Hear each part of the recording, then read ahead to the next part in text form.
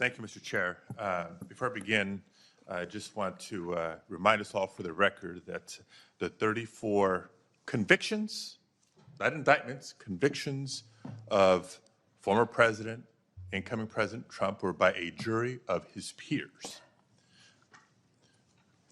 Thank you, Ms. Bondi, for being here today, and I too would like to welcome your family and friends who are here. Thank you. Appreciated the opportunity to meet yesterday to learn about your priorities and discuss a number of issues that are important to me. But I got to tell you, as I reflected on our conversation yesterday and as I've observed the hearing today, I continue to have significant reservations on your ability to function as a truly independent Attorney General for your friend. Let's say you keep referring to him, your friend, President-elect Trump. So I hope you can address some of these concerns through your responses to my questions here. Now, the first issue area is something that we didn't get a chance to touch on yesterday. So I actually want to follow up on some of Senator Durbin's questions from earlier about the 2020 election. And to be specific, on the day after the 2020 presidential general election, you traveled to Philadelphia to appear alongside President Trump's then attorney, Rudy Giuliani. And together, you falsely asserted that President Trump had, quote, won Pennsylvania in that election. Now, I want to be clear, at that moment, there were still at least 1 million ballots left to be counted in Pennsylvania.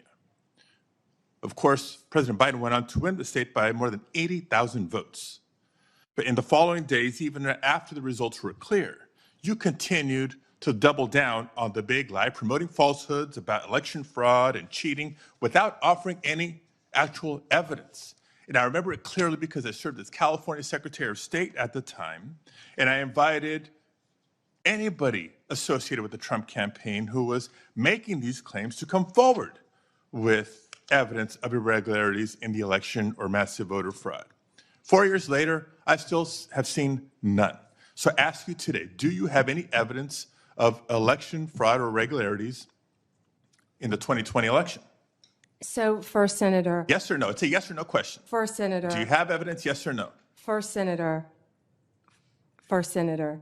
I'm so sorry about the fires to you and Senator Schiff and what you're going through in your states. I have to say that. I appreciate that, but my clock is ticking and I want to hear your answer. All of our hearts go out to everyone in California for what you're facing right now. I'm glad you asked the question about Pennsylvania. It's a yes or no question. Do you have evidence, yes or no? Senator, I was hoping you'd ask the question. Do you have evidence, yes or no? I traveled to Pennsylvania. Do you have the evidence, yes or no? I traveled, Senator, to Pennsylvania. Okay. You're not answering my question. If you have no evidence to offer, let me ask you this.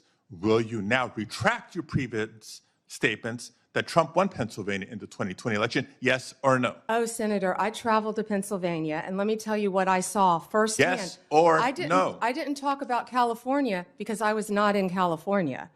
I talked about... Yes or no? Last time I'm going to ask. I talked about Pennsylvania because Mr. I Chair, was there. I'm going to move on because she's clearly not answering my questions. And I want to know, colleagues, for everybody, members of the committee and everybody watching, that the attorney who stood beside Mr. Giuliani. Let's be brutally honest about what just happened in that hearing, because this wasn't just another routine confirmation exchange, it was a stress test, and Pam Bondi failed it in real time. From the very first line of questioning, the issue wasn't complicated. Do you have evidence that the 2020 election was fraudulent, yes or no? That's it. That's the whole question. And yet, instead of answering directly, Bondi dodged, deflected, and spiraled into rehearsed talking points about being in Pennsylvania and what she saw, as if proximity somehow replaces proof. This is the exact playbook we've seen before. Repeat the claim, avoid the evidence, and hope the fog of confusion is enough to get you through. But here's the problem. This isn't cable news. This is a confirmation hearing for the top law enforcement officer in the country. When you're being asked to lead the Department of Justice, "I was there" is not evidence. It's not even close. And the senator knew it, which is why he kept hammering the same question over and over again, because every non-answer only reinforced the point. What made it worse is the context. The very people Bondi stood beside pushing those claims, like Rudy Giuliani, have since faced serious professional consequences for spreading falsehoods.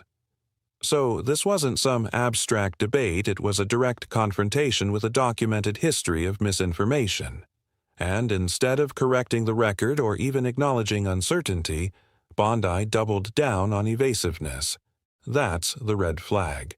Not just that she once made the claim, but that years later, under oath, with the full weight of the moment, she still couldn't or wouldn't say, "No, I don't have evidence." That silence speaks louder than any statement, because if you're going to be Attorney General, facts are not optional, evidence is not negotiable, and credibility is everything. What we saw instead was a candidate who treated a basic factual question like a political landmine she was too afraid to step on, and that should concern anyone who cares about the integrity of the justice system. Was making very similar statements, and he has since been disbarred from multiple jurisdictions for making these false claims about the 2020 election in court. And like Mr. Giuliani, as you've noted today, you've taken an oath to uphold the Constitution just as an attorney. And now you're asking us to consider you to serve as the chief law enforcement officer in our country. So it's imperative, Ms. Bondi, that you subscribe to facts and evidence and not politically convenient conspiracy theories. Your job will be, your job will be to protect voters and election workers, not to undermine and dox them. Now, I know that earlier you agreed that Joe Biden is in fact president, but many of the president-elect's inner circle continue to spread the big lie about the 2020 election. Then we'll move on to a different topic. Senator, you were speaking. May I speak? You cut me off when I was speaking. When I ask you the next question, you can speak, and I hope you answer, Ms. Bondi. Well, I'd like to answer the previous one, Senator. When we met yesterday, you pointed your finger at me and you said did not you were seem speaking. to be familiar Let me answer with my question. the I'm not going to be bullied by you, Clause, the Senator 14th Padilla. Amendment of the United States of America, which was deeply disappointing. I guess you And I'm didn't want hoping to you're hear more my familiar answer with it about today Pennsylvania. after I gave an opportunity to study overnight. So can you tell me and this committee what the Citizenship Clause of the 14th Amendment says? Senator, I'm here to answer your questions. I'm not here to do your homework and study for you. If I am confirmed as Attorney You're the one General, asking for a confirmation hey, vote, you ma'am. cut me off. Can I please finish? What does the 14th Amendment say? Senator, the 14th Amendment, we all know, addresses birthright citizenship. I've been a state prosecutor. I've been a state AG. I look forward to, even given your remarks today, working with you and the people of California if I am confirmed as the 87th Attorney General of the United States of America. I didn't take your homework assignment. I'm sorry. I was preparing for today. So on the 14th Amendment, now you've testified repeatedly to this committee that you will uphold the laws of this country and defend the Constitution of the United States. Do you believe birthright citizenship is the law of the land, and will you defend it regardless of a child born in the United States, regardless of their parents' immigration status? Senator, I will study birthright citizenship. I would love to meet with you regarding birthright citizenship. Can I answer the serve as the question? Attorney General of the United States, and you still need to study the 14th Amendment of the Constitution? That is not helping me have more confidence in your ability to do this job. One other immigration-related question, and I'll steer clear of the Constitution have one and the regarding law. that I'd like to Senator talk about. Hirona asked you earlier, but I don't think you answered her question. Can you please tell us, do you agree with the statement that immigrants are, quote, poisoning the blood of our country, yes or no? I did not say that. I did not say that you said that. I'm asking if you agree with it, yes or no. I did not say that. Do you agree with it, yes or Senator, no? my great-grandparents are immigrants. Do you agree with it, They yes or no? came here from Sicily Do you agree through with it, Ellis yes or Island no? when they were teenagers. Do you agree with it, yes or no? Senator, let me answer the question. Yes or no? It's My real simple. great-grandparents came here, immigrated to this country from Sicily, recently went and found each of their birth certificates. We are a nation made up of immigrants. Do I believe immigrants are poisoning our country? No, Senator. Thank you very much. Mr. Chair, I can't wait for the second round.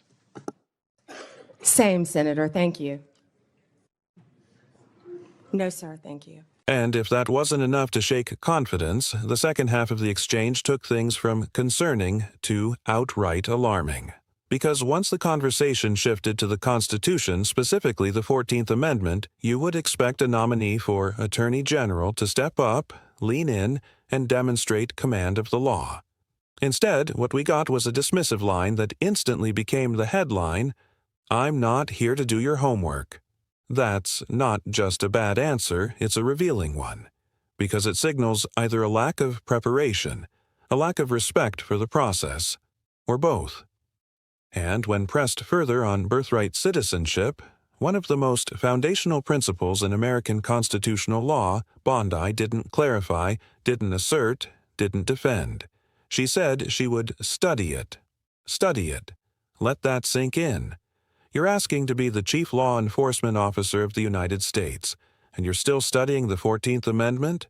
That's not a minor gap, that's a fundamental weakness. It undermines the very promise she kept repeating, that she would uphold the Constitution.